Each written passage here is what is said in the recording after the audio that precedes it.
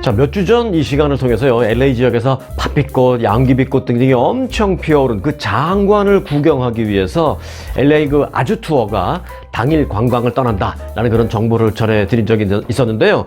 그래서 이제 그 같이 가실 분들은 거기 가셔서 아주 투어 가셔서 스토리뉴스 유튜브 영상 보고 왔다, 송앵커의 스토리뉴스 보고 왔다라고 그렇게 말을 하면 VIP 가격으로도 대우를 해드리고 아주 좋은 대우를 이렇게 해드릴 거라고 제가 이제 말씀을 드린 적이 있었는데요. 실제로 이제 여러 구독자분들이 그렇게 다녀오신 모양입니다. 좋은 가격으로 뭐 예약도 다 이렇게 받았고 이렇게 다 괜찮았는데 문제가 하나 있었죠. 네. 바로 그 여행의 그 여행이 예정되어 있었던 것은 2, 3주 전부터 미리 예정이 되어 있던 그런 거지만 바로 그 여행이 출발하는 그날 바로 며칠 전에 그 남가주 지역에 전례 없는 우박이 내리는 일이 있었습니다. 그래서 제가 또 그때 영상, 제가 그 집 뒷마당에 가서 이렇게 우박 내리는 영상도 찍어서 특별하게 이제 이 영상 안에 제가 좀 미리 좀 보여드리고 막 그랬었던 적이 있었습니다. 제가 그 영상을 왜 보여드렸게요? 캘리포니아에서는 그렇게 우박이 내리는 일이 없는데 더군다나 남가주에서는 엄청나니 웬만한 콩알 사이즈만한 큰 우박이 내리고, 그래서 제가 신기해서 그 영상을 찍어서 보여드린 적도 있었는데 그게 이제 그 여행 떠나시기 불과 며칠 전에 그런 일이 있었습니다. 그래서 문제가 좀 있었다라는, 가봤더니 막 꽃이 막 다 떨어지고 막 죽어 있었고 좀 황폐해 있었더라, 그런 이제 댓글이 몇 분이 있었습니다. 그래서 이제 오늘 그 영상 뒤쪽에요, 제가 그래서 그 아주 투어 그 대표님이 직접 그 문제에 대해서 해명하시는 내용과 또 그분들에 대해서 일정 부분 좀 앞으로 혜택을 드리겠다, 크레딧을 제공해 주시겠다는 그런 내용을 직접 전해드리도록 하는 그 영상을 준비했으니까 잠시 후에 그 영상 함께 해 주시겠고요. 자, 바로 뉴스 들어갑니다. 세기의 재판, 트럼프 전 대통령의 재판, 어제 첫날 있었죠? 첫날 관련 소식입니다. 자, 공화당의 대선 후보인 트럼프 전 대통령이 전직 미국 대통령으로서는 사상 처음으로 형사 피고인 자격으로 법정에 섰습니다. 지난 2016년 그때 당시 대통령 선거를 앞두고 이 성추문을 막기 위해서 입막음용 돈을 주고 그 돈을 변제하는 과정에서 회사 장부를 조작했다라는 그런 의혹, 이제 더 이상 말씀 안 드려도 너무나 잘 아시는 그 의혹과 관련된 혐의, 그 혐의와 관련된 재판이 이제 어제부터 시작이 됐는데요. 앞으로 한 달 넘게, 길게는 한 2달 가까이 재판을 받게 됩니다. 트럼프 전 대통령은 어제 법정에 들어서기 전에 그 법정 앞에 쫙 대기 중에 있던 취재진들과 맞닥뜨리자 이렇게 말했습니다. 이 같은 일은 미국에서 전에는 한 번도 있었던 적이 없었고 법학자들도 나한테 말을 하기를 말이 안 되는 사건이다라고 한다 라면서 이건 100% 정치적인 기소다, 정치 탄압이다 라고 그렇게 기자들에게 이제 주장을 했습니다. 이어서 트럼프 전 대통령은 이것은 나를 향한 공격이 아니라 미국을 향한 공격이다 그렇게 말하면서 오히려 나는 이 자리에 서 있는 게 자랑스럽다, 이 법정에 나와 있는 게 자랑스럽다, 이것은 진정 정적을 향한 공격이다 라면서 비판의 목소리를 높였습니다. 트럼프 전 대통령은 지난 2016년 대선 직전 전직 성인 영화배우 스토미 데니얼스와의 그 과거 관계를 폭로한다라고 하는 것을 막기 위해 잘 아시는 대로 이제 개인 변호사 마이클 코온을 통해서 갖다 돈 줘서 입 좀 막아 해서 이제 13만 불인가 그때 줬다고 하죠. 그래서 이제 13만 불이 마이클 코온이 자기 돈으로 먼저 줬고 그것을 이제 마이클 코온에게 변제해주는, 일종의 리임버스 해주는 거죠. 리임버스 해주는데 회사 돈으로 13만 불 마이클 코온에게 주고 그 준 돈을 변호사 자문료 이런 식으로 해서 이제 조작했다, 허위 문서 작성, 조작 혐의, 그리고 이제 더 중범죄로 이제 이것을 얘기하는 이유 중에 하나는 단순한 서류 조작이나 이런 것은 경범으로 할 수 있는데 중범죄라는 것은 대통령 선거에서 나에게 불리한, 본인에게 불리한 것을 막기 위한 행위, 이건 중범죄라는 것이죠. 그래서 이제 34개 혐의를 적용해서 중범죄로 기소가 되어 있습니다. 형사사건.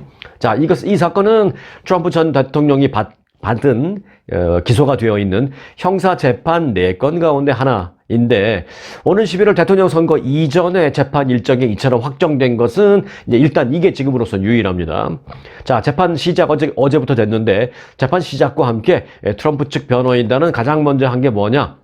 담당 재판관을 바꿔달라라는 것입니다. 후안 머천 판사인데요. 그 머천 판사의 딸이 민주당의 정치 컨설턴트로 일한 적이 있다고 합니다. 그래서 그런 부분 때문에 아버지인 멀천 판사도 지독하게 민주당 성향을 갖고 있을 수밖에 없다. 그러니까 내가 불리하다라면서 그 멀천 판사를 상대로 기피 신청을 냈습니다. 근데 받아들여지지 않았어요. 트럼프 전 대통령은 이전에도요, 그 담당 판사를 상대로 기피 신청을 냈지만, 이 머천 판사는 딸의 이력으로 인해서 재판의 공정성이 문제될 수 있는 것은 없다라면서 재판윤리위원회가 그렇게 판단을 내렸거든요. 그래서 그 재판윤리위원회의 판단을 근거로 해서 기피 신청을 받아들일 수 없다. 뭐 이렇게 돼서 일단은 머천 판사로부터 재판을 받을 수밖에 없는 그런 상황이 되어 있습니다.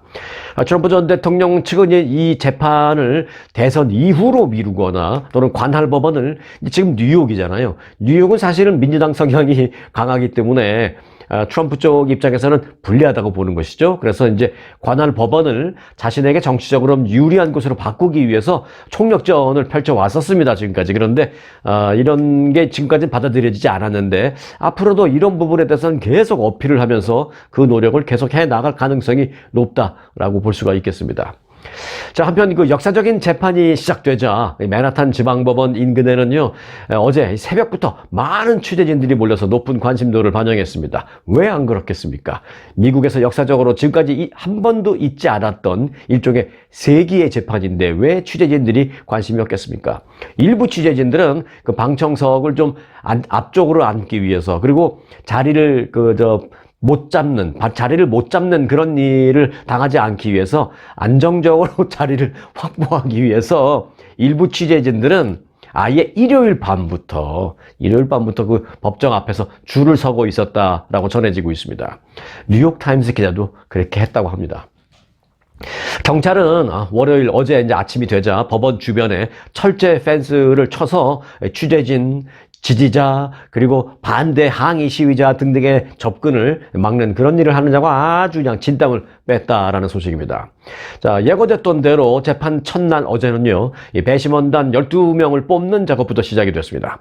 검찰과 트럼프 변호인단은 그런데 이 수백 명의 후보 가운데 검찰은 검찰 입장에서, 그리고 변호인단은 변호인단 입장에서 각자에게 조금이라도 좀 더 유리한 그런 성향의 배심원을 뽑기 위해서 아주 골몰하는 그런 모습을 보였습니다.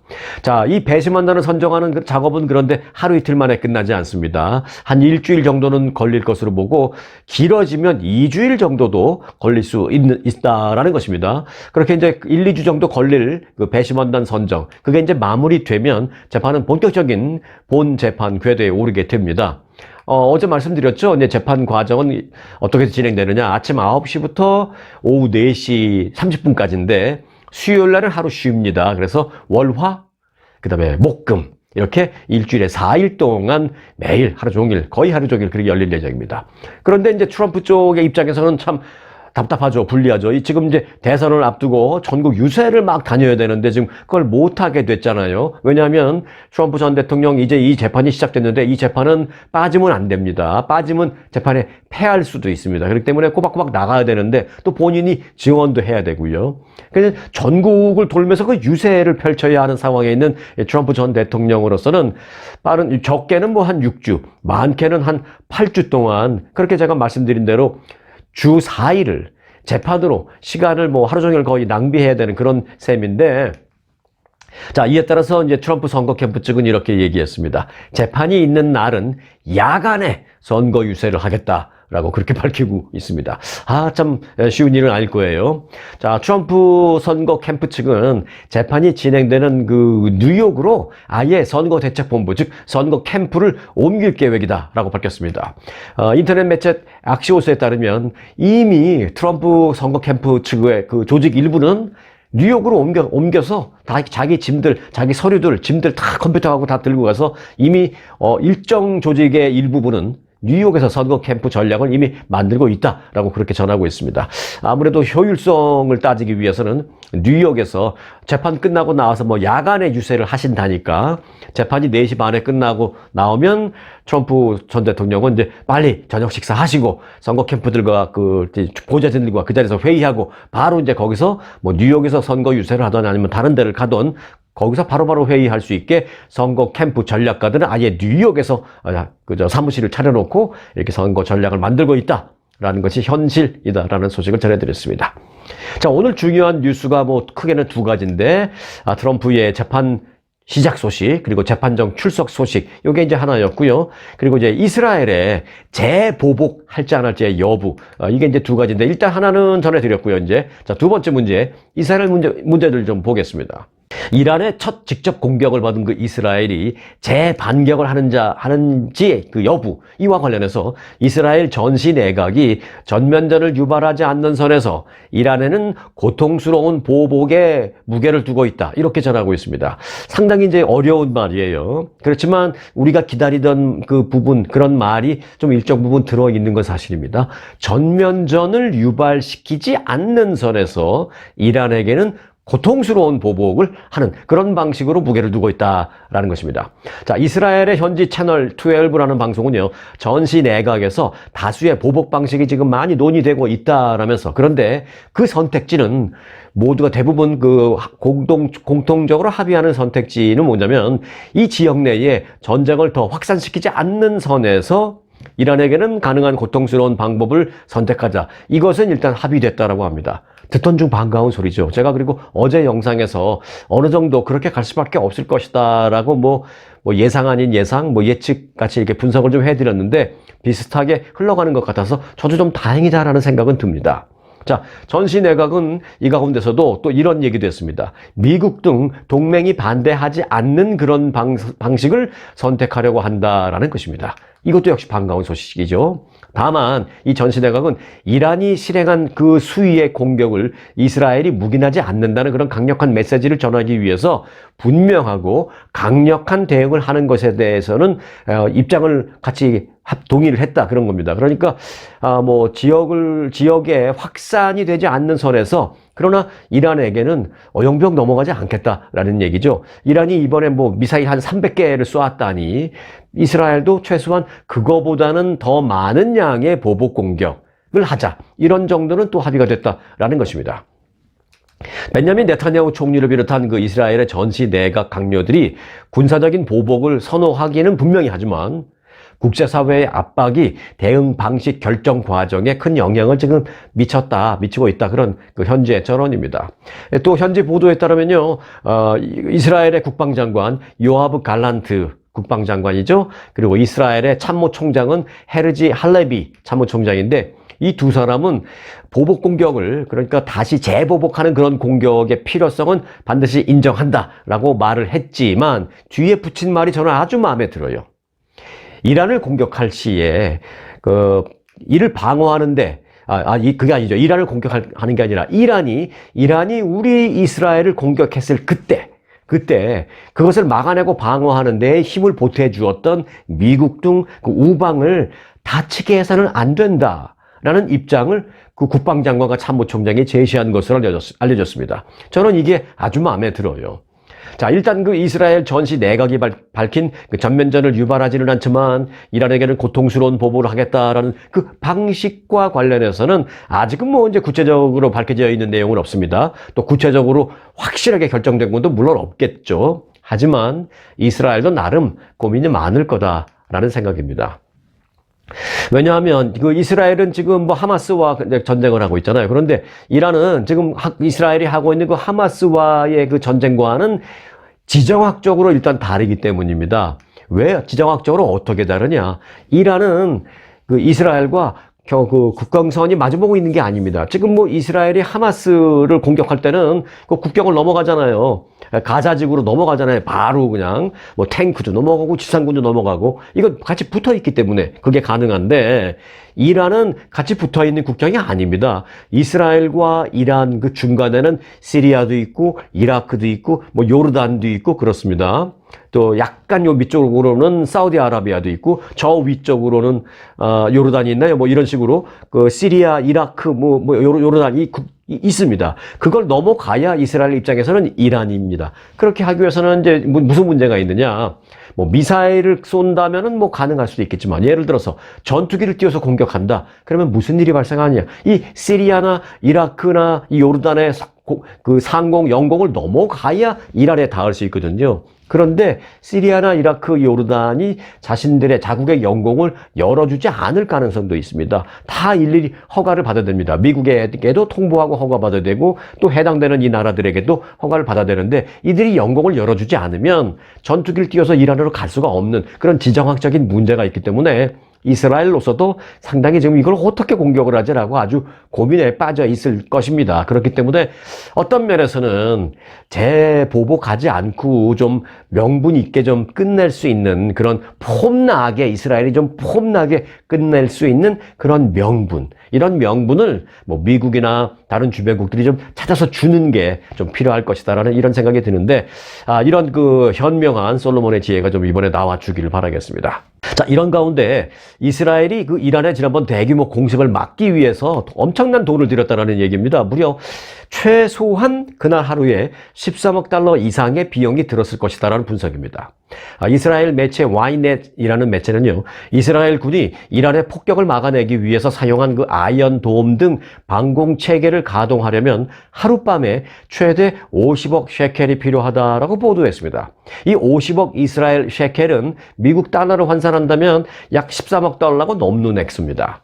이 Y넷은 이번에 가동된 방공체계가 아이언돔뿐만이 아니라 탄도탄 요격용 에로우 지대공 미사일, 또 중거리 발사체 요격 시스템 등등등이 많이 있는데 이 비용이 상당히 많이 들어간다는 것입니다. 그래서 이제 Y넷은 이스라엘 군이 요격 미사일을 쏠 때, 즉 날아오는 미사일을 공중에 올라가서 공중에서 빵 파괴시켜버리는 그 요격 미사일을 쏠 때마다 한 기당 350만 달러가 나간다는 것입니다.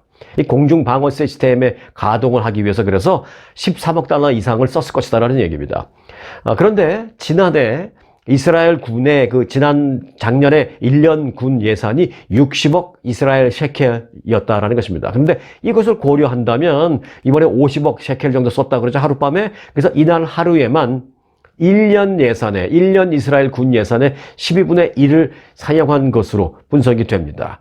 사실 99% 미사일을 잘 막아냈다는 성공적인 면은 있지만 그 이면에는 이렇게 엄청나게 돈이 많이 들어가는 것입니다. 그러니까 이스라엘이 해볼 테면 해봐, 마음대로 써봐, 우리 다 막을 수 있어, 야 매일 쏴, 우리 매일 막을게, 이렇게 할 수 있는 것만은 아니라는 것이죠. 다 뒤에 그 경비적인 측면, 예산적인 측면이 있기 때문에 이스라엘도 나름대로 고민이 많이 있을 것입니다. 하룻밤에 1년 군 예산의 12분의 1을 썼으니 이런 일이 계속 반복된다면 이스라엘로서도 쉽지만은 일을 해야 되기 때문에 그럼 미국에 계속 손벌려야 되고, 그래서 이스라엘도 나름대로 고민이 많다. 이게 이제 오늘의 포인트라고 전해드리겠습니다. 자, 기억나십니까? 미국에서 그 영화 촬영장에서 그 알렉 볼드윈이라는 그 영화 배우가 거기 있는 그 총, 물론 소품용 총이죠. 뭐 실제 영화 촬영하기 위해서 진짜 뭐 장전되어 있는 그런 총이 아니죠. 영화 촬영하기 위해서 되어 있는 총. 당연히 그럴 거라고 생각하고 알렉 볼드윈이 총을 들고 방아쇠를 탁탁 당겨봤는데 팡팡 실탄이 나간 겁니다. 그래서 거기서 현장에서 한 명의 애꿎은 사람이 희생당했잖아요. 사망했잖아요. 그 일 기억하시죠? 자, 영화 촬영장에서 실탄이 장전된 소품용 총이 격발돼서 촬영 감독이 현장에서 사망한 그 사건과 관련해서 이 과실치사 혐의로 기소된 그 촬영장의 무기 관리자가 있었는데요. 이분이 이제 여성분인데 이분에게 이제 징역형이 선고됐습니다. 뉴멕시코주 법원 판사는 총격 사망 사건이 벌어진 영화 그 러스트라는 영화의 촬영장의 무기 관리자인 해나 구테레즈 리드라는 여성에게 징역 18개월을 선고했습니다. 공판에서 구테레즈 리드의 변호인은 선처를 해달라고 호소를 했지만 검찰은 그가 이 사건에 대한 책임을 계속 부인하고 있다라면서 감형을 해줘서는 안 됩니다라고 주장하면서 18개월을 구형합니다. 하지만 법원에서 감형해주지 말기 바랍니다 하고 18개월 구형했거든요. 그런데 판사는 검찰의 주장을 그대로 받아들여서 이 뉴멕시코주의 과실치사죄의 최대 형량인 18개월의 징역형을 그대로 땅땅땅 선고했습니다. 이 영화 현장의 그 무기 관리자인 구티에레즈 리드는 지난 2021년 10월이었죠. 러스트라는 영화 촬영 세트장에서 무기 관리를 제대로 하지 않아서 총격 사망 사건에 과실이 있다라는 혐의로 지난해 1월 기소됐으며 그동안 쭉 재판, 이 배심원단 재판이 이어지다가 거기서 이제 배심원단 재판에서 배심원단이 유죄 판결을 내린 바 있습니다. 배심원단 재판은 여러분들 그 시스템을 잘 아시겠습니다만은 시스템은 이렇습니다. 배심원단은 형량을 결정하진 않아요. 배심원단은 12명이면 12명에서 유죄냐, 무죄냐, 그것만 결정합니다. 그것도 만장일치여야 됩니다. 만장일치로 유죄가 나오면은 이제 유죄를 갖고 판사가 그 유죄를 갖고 판사는 형량만 결정합니다. 그리고 뭐 배심원단이 만장일치로 무죄라고 하면은 그냥 나가는 거예요, 피고는. 그리고 이제 세 번째 하나가 더 있죠. 배심원단이 그 만장일치를 보지 못했어요. 12명 중에 예를 들어서 한 명이 나는 암만 생각해도 이 사람에 대한 유죄를 확신할 수 없다라고 뭐 그렇게 그 의견을 내면 그것은 이제 배심원단이 만장일치가 되지 않았잖아요. 그럴 때 이제 헝주얼이라 그래서 배심원단 의견 불일치. 그래서 사실은 이것도 거의 무죄나 마찬가지입니다. 피고인 입장에서는 이것도 배심원단이 유죄를 일치하지 않았기 때문에 사실 이것도 이제 그냥 걸어 나가게 되는데 이 사건과 관련해서는 배심원단이 유죄 판결을 만장일치로 내린 바 있습니다. 그래서 이제 판사는 이번에 형량만 때린 거예요. 어차피 유죄는 나온 거고. 자, 이와 관련해서 그런데 무기 관리자는 이제 그분이었고, 그때 총을 들고 이렇게 갖고 막 이렇게 하다 연습한다고 이렇게 방아쇠를 당겼는데, 그걸 이제 사실 또 연습을 한다고 왜 촬영 감독한테 갖다 대고 연습을 했는지 저는 그 부분이 가장 정말 안타깝습니다. 영화배우 알렉 볼드윈이 연습을 하려면 딴 데다 놓고 이렇게 연습을 하지 왜 그걸 갖다 놓고 사람을 향해서 겨냥해서 그런 일이 발생했는지 자기는 뭐 실탄이 없다고 생각했다라고 하죠. 방아쇠를 당겼더니 그냥 촬영 감독 배를 관통했잖아요. 그래서 그 알렉 볼드윈도 권총을 쏘는 장면을 연습하던 중에 실탄이 발사되면서 맞은편에 있던 헐리나 허친스 촬영 감독이 총탄을 맞고 숨진 그 일과 관련해서 그 알렉 볼드윈도 과실치사가 지금 적용되어 있습니다. 그래서 그 알렉 볼드윈의 과실치사에 대한 재판도 지금 진행 중인데 시작이 7월 달에 있을 예정입니다. 영화배우 알렉 볼드윈 역시 과실치사 혐의로 지난 1월에 기소된 거는 똑같습니다. 그런데 이제 그의 재판은 오는 7월 달에 시작이 될 예정입니다. 이번에 그 무기 관리자가 이런 실형을 선고받았다는 게 알렉 볼드윈 영화배우의 그 재판에 있어서 어떤 영향을 미칠지는 모르겠습니다만은 일단 과실치사, 알렉 볼드윈도 과실치사 재판을 7월부터 받게 된다라는 내용입니다. 자, 한국의 대웅제약이라고 잘 아시죠?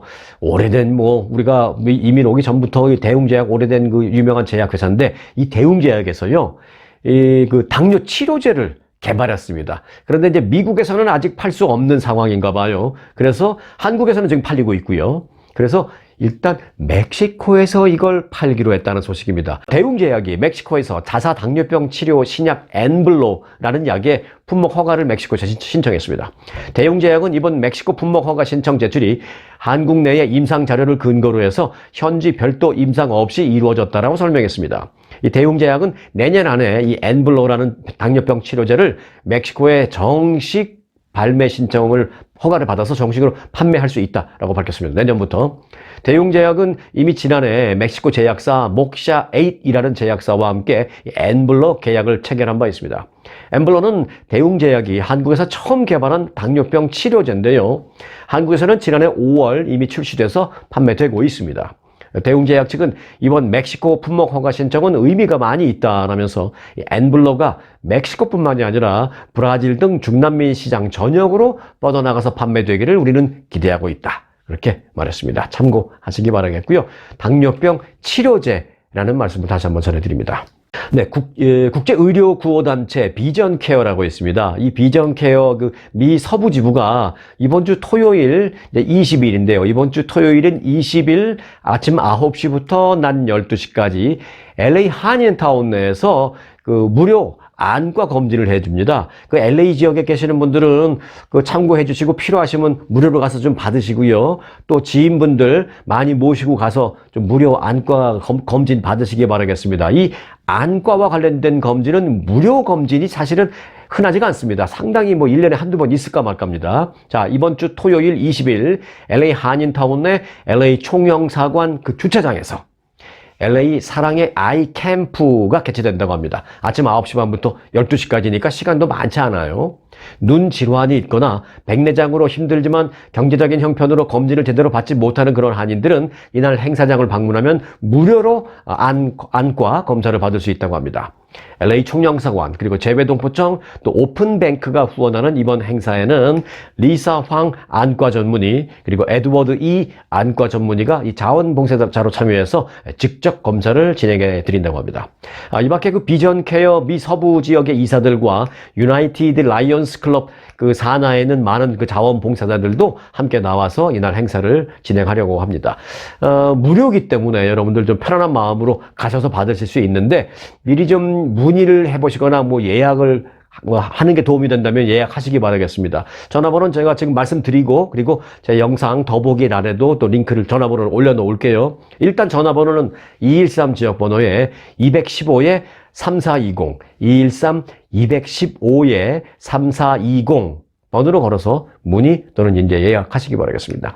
검진 결과 만약 그 백내장 질환이 심각한 그런 저소득층 또는 보험이 없는 그런 분들에게는요, 무료로 백내장 수술도 제공해 드린다고 합니다. 그러니까 필요하신 분들 참 많을 거예요. 그러니까 여러분들도 가보시고 주변에 많은 분들 도움이 필요하신 분들 데리고 같이 가시기 바라겠습니다. 전화번호 제가 더보기란에 올려놓도록 하겠습니다. 참 그런가 하면 몇 주 전에 이 시간을 통해서 이제 LA 지역에서 팥빛꽃, 양귀비꽃이 엄청 피어오른 그 장관을 구경하기 위해서 LA 아주 투어가 당일 관광을 떠난다라는 정보를 전해드리면서 저희 스토리 뉴스 유튜브 영상 보고 왔다라고 하시면 이 VIP 가격으로 이 예약도 해드리고 대우도 잘 받으실 것이다라고 말씀을 드렸는데 실제로 여러 구독자분들이 그렇게 해서 이제 여행을 다녀오신 모양입니다. 좋은 가격으로 물론 이제 예약도 받고 이제 다 괜찮으셨는데 이제 문제가 하나 있었죠. 네. 바로 여행 떠나기 바로 며칠 전에 남가주 지역에 전례 없는 우박이 내리는 일이 있었습니다. 그래서 막상 그 꽃단지를 갔더니 우박으로 인해서 꽃이 다 떨어지고 폐허처럼 그런 거 돼버린 그런 상황을 볼 수밖에 없었다. 라는 그런 그 뒷얘기를 제가 들었습니다. 댓글로도 올려서 저한테 연락을 주신 분도 계세요. 제가 그 댓글을 보고 참 마음이 좋지 않아서 개인적으로는 제가 댓글에 개인적으로는 연락을 못 드렸습니다만은 나름대로 제가 그 이후에 좀 움직였습니다. 그래서 그 아주 투어와 접촉을 해서 얘기도 많이 했습니다. 그래서 책임 있는 해명을 아주 투어 측에 요청을 했습니다. 이에 따라서 아주 투어 대표께서 직접 상황 설명을 하고요. 사과까지 하시면서 그때 가셨던 분들은 추후 여행을 가실 때에 그만큼의 혜택을 드리는 등 나름대로의 보상을 해 주시겠다라고 이제 약속을 하셨습니다. 자, 아주 투어 박평식 대표의 직접 해명을 좀 전해드리겠습니다. 여러분 안녕하십니까? 저희 아주관광이 4월 6일 날 양귀비 꽃단지에 갔습니다. 저희 아주관광만 간 건 아니고 그날 주 캘리포니아 주정부 관리국에서 꽃이 핀다고 해서 우리는 준비를 했는데 사실상 그 전날 여러분 잘 아실지 모르겠습니다만은 LA에 난데없이 우박이 떨어졌습니다. 그래서 꽃이 좀 필 듯 하다가 그 꽃이 피려고 하던 꽃도 막 안 핀 모양입니다. 그래서 출발하는 날 아침에 저희 직원이 이렇게 말씀드렸습니다. 오늘 양귀비 꽃이 없다고 합니다. 그러니 오늘 그냥 소풍 가는 셈 치고 여러분 봄나들이 한번 가는 셈 치고 가시면 좋겠습니다 하고 말씀을 드렸는데 그냥 그래도 별로 실감나지 않아서 그랬는지 다 출발을 했습니다. 출발했는데 현장에 막상 가보니까 꽃이 없습니다. 무슨 꽃이냐 양귀비 꽃이 없었습니다. 그래서 몇 분은 컴플레인을 심하게 하시고 그리고 대부분은 그냥 뭐 그런 걸 수도 있지 이렇게 말씀을 하셨는데 저희 생각은 그냥 이게 천재지변인데 어떨까 생각을 합니다만 그래도 제 생각에는 대단히 미안하게 생각을 합니다. 그래서 그날 우리 가이드가 상당히 어려웠던 모양입니다. 그래서 제가 의견을 냈습니다. 앞으로 크레딧 드리고 그러니까 오늘 같은 날은 그냥 서비스 피도 받지 말고 크레딧 드리는 걸로 해서 그냥 다음에 여행 가실 때 우리가 무슨 페이블을 좀 드리자 이렇게 말씀을 드렸습니다. 그리고 이번 주에 그러니까 일주일 후에 가는 것도 여러분 잘 아시겠습니다만은 아직까지도 꽃이 덜 피었습니다. 이거는 하나님이 하시는 일을 우리가 어떻게 하겠습니까? 그럼 여러분 양해하시고, 옛날 같으면 벌써 양귀비 꽃이 만발하고 양귀비 꽃뿐만 아니라 여러 꽃들이 만발할 때인데도 꽃이 제대로 안 폈습니다. 그래서 여러분 4월 13일 가기로 했던 그 많은 그 손님들도 연기를 했습니다. 5월달로. 5월달에 양귀비 꽃단지도 가고 샌디에고도 가고 이렇게 그 꽃 구경을 가고 범나들이 하는 코스를 좀 바꾸고 일정도 변경했습니다. 여러분 아무리 그렇더라도 우리가 살아가는 데 있어서 공기가 제일 중요하다고 하지 않습니까? 바깥에 나가서 맑은 공기를 마시고 좋은 공기를 마시는 것도 바람 쐰다 하는 이런 말 얼마나 좋은지 알고 계시지 않습니까?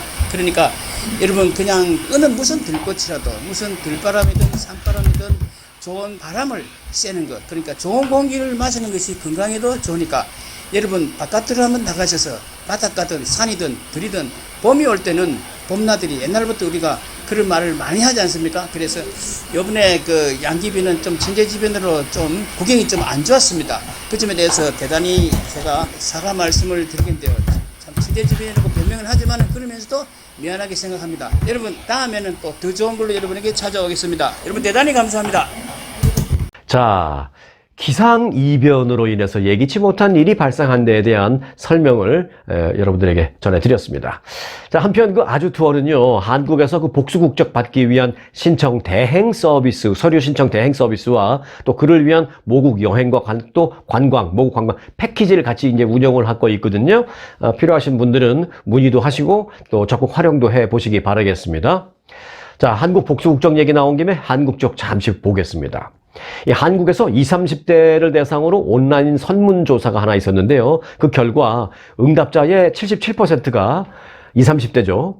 부모님과 함께 살고 있고 부모님께 경제적으로 의존을 하고 있다라고 답변하는 사람들이 무려 77%에 달했습니다. 부모의 집에서 같이 사는 사람의 비율은 43%, 부모에게 월세나 용돈 등을 받는다라는 응답이 41%에 달했습니다. 또 부모와 같이 살면서 또 용돈까지도 같이 받고 있다라는 그런 사람은 7%였습니다. 자, 20, 30대 청년들이 부모로부터 독립하지 못하는 가장 큰 이유는 안정적인 수입이 없기 때문에가 56%였습니다. 그리고 취업난으로 제대로 된 일자리를 찾지 못하는 상황이다 보니까 부모님 도움 없이는 생활을 이어나가기가 어렵다라고 이제 대부분 그렇게 답변했다는 것입니다. 이 밖에 생활비가 혼자 살면 생활비가 너무 부담되기 때문에가 17%, 독립할 필요성을 딱히 느끼지 못해서 13%, 부모님이 워낙 경제적으로 여유 있으시기 때문에 7% 등의 답변이 뒤를 이었습니다. 자, 이와 관련해서 전문가들은 요즘 그 청년들의 독립 의지가 부족하다라기보다는 취업난으로 수입이 안정적이지 않아서 이 캥거루족이 된 사례가 많은 것 같다라고 그렇게 진단을 했습니다. 자, 이어서 보너스 뉴스 전해드리겠습니다. 자, 오늘 보너스 뉴스의 제목은 이겁니다. 미국 대통령은 과연 얼마나 버나? 입니다. 자, 바이든 대통령과 부인 질 바이든 여사가 지난해 62만 달러의 소득을 올린 것으로 신고를 했습니다. 로이터 통신에 따르면 바이든 대통령 부부는 이 같은 세금 신고 내역을 공개했습니다. 이 바이든 대통령 부부의 소득은 전년과 비교해서 7%가량 상승한 수치입니다. 이 부부는 또 소득의 23.7%를 연방 세금으로 납부했다라고 보고했습니다. 자, 바이든 대통령과 부인 질 바이든 여사의 소득에서 5분의 4가량은 각각 대통령 재임하면서 받은 그 대통령의 월급, 그리고 이제 부인께서는 노던 버지니아 커뮤니티 칼리지에서 강의하면서 받은 그 봉급, 이것이 이제 5분의 4 정도 차지했다고 합니다. 그리고 이제 나머지 5분의 1은 뭐냐? 투자 수익 약간이 있었다고 하고요. 그리고 이제 뭐 연금, 저서 인세, 책을 써서 만든 저서 인세 등이 한 5분의 1 정도의 수익을 올렸다라는 것입니다. 바이든 대통령 부부는 또 교회와 공공보건그룹 등의 헌금과 기부금 형식으로 2477달러를 헌금과 기부금으로 냈다라고 신고를 했습니다. 참고로 미국 대통령의 그럼 연봉은 얼마일까요? 궁금하시죠? 미국 대통령의 연봉은 약 40만 달러입니다. 생각보다 많은가요? 아니면 생각보다 적은가요? 네, 약 40만 달러인데 여기에다가 이제 각종 수당 등이 이제 매달 좀 붙습니다. 그래서 요걸 뭐 1년으로 따진다면 수당이 한 5만 달러 정도 이제 더해질 수가 있기 때문에 대략 미국 대통령의 연봉은 45만 달러 정도로 보시면 되겠습니다. 자, 그럼 한국 대통령의 연봉은 얼마일까요? 지금 윤석열 대통령은 월급 얼마나 받고 계실까요? 그래서 제가 이제 바이든 대통령 뉴스를 준비하다가 그냥 참고로 한번 알아봤습니다. 한국 대통령의 연봉. 윤석열 대통령의 연봉은 약 2억 5천만 원이라고 합니다. 달러로 하면 대략 한 20만 달러 정도 되겠죠. 지금 환율을 계산하면. 그러니까 이제 미국 대통령의 절반 정도가 한국 대통령의 연봉이다. 뭐 그렇게 보시면 되겠습니다. 한편 이번에 바이든 대통령 부부가 우리가 지난해 얼마 벌었다라고 이제 수입 그리고 세금 보고 내역을 공개를 했잖아요. 그런데 트럼프 전 대통령의 경우에는 재임 시절에 자신의 소득 내역에 대한 공개를 하지 않고 거부한 바 있습니다. 자신이 얼마 버는지 절대 공개하지 않았던 트럼프 전 대통령. 지금 뭐 그건 그거고 지금 다른 일 때문에 재판이 어제부터 시작됐다라는 얘기를 마지막으로 드리면서 오늘 영상을 마치도록 하겠습니다. 언제나 스토리가 있는 뉴스, 송혜코의 스토리 뉴스 마칩니다.